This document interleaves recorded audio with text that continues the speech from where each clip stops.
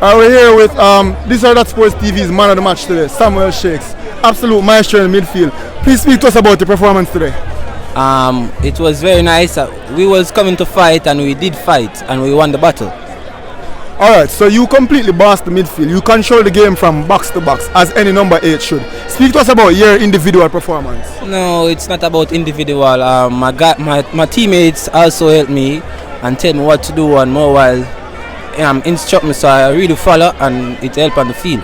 Alright, so your play today was instrumental in advancing the ball from defense to offense.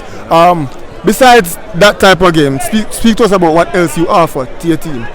Winning the Manning Cup and scoring some goals, even though I don't score none as yet.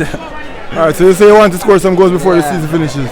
Alright, so this game is done and dusted. You guys will play Charlie. You guys will play Charlie next. What can you expect from yourself and Kingston College in the Charlie Smith match? Well, we wait on Tuesday. Yeah, that's all.